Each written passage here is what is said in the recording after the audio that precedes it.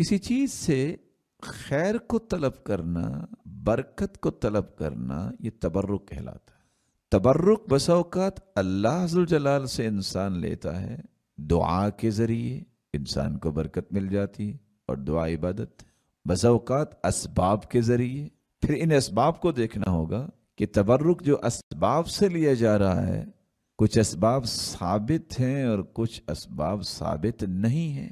جو اسباب ثابت ہیں جس سے برکت ملتی ہے، قرآن و حدیث میں کتنے اسباب اللہ حضر جلال نے بیان کیے۔ قرآن پڑھنے سے برکت ملتی، رشتہ داروں سے اچھا سلوک کرنے سے برکت ملتی۔ ان اسباب کو اختیار کرنا تو جائز ہے، لیکن جو ثابت ہی نہیں ہے ان کو اختیار کرنا یہ بدعت ہوگا، اور یہی انسان کو پھر اللہ حضر جلال سے توڑ کے کسی اور کی طرف لے جاتی ہے۔ غیر اللہ سے، کسی مخلوق سے اگر انسان تبرک لیتا ہے تو یہ تو ویسے ہی شرک اکبر بن جائے۔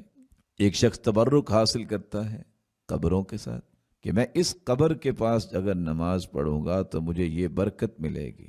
یہ وہ پہلو ہے جس سے انسان شرک کے دائرے میں چلا جاتا۔ ایک دوسرا شخص وہ قبر کی مٹی پہ ہاتھ پھیرتا ہے، مسح کرتا ہے، اور قبر اگر اس پہ کوئی بلڈنگ بنی ہوئی ہے تو اس کی دہلیز کو ہاتھ لگاتا ہے کہ مجھے شاید کوئی برکت مل جائے گی۔ انسان شرک کے دائرے میں چلا جائے گا۔ بس اوقات انسان اس طرح کے اسباب کی طرف جب جاتا ہے اس کو خیال ہی نہیں رہتا کہ رسول اکرم صلی اللہ علیہ وآلہ وسلم نے تو حکم دیا تھا جو بھی قبر بلند دیکھو اسے برابر کر دو، اور اگر کوئی مورتی دیکھو تو اسے مٹا دو۔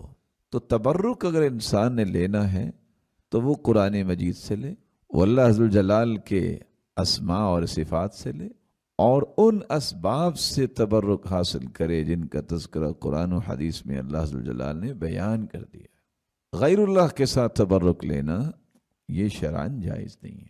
رسول اکرم صلی اللہ علیہ وآلہ وسلم کی ذاتی اقدس کتنی اللہ عز و جلال کے محبوب ہے، ان کی زندگی میں صحابہ کرام رضی اللہ عنہم ارضاہم اس بات کا خیال کرتے، آپ کے بالوں سے اور آپ کے ہاتھ مبارک سے وہ تبرک لیا کرتے تھے۔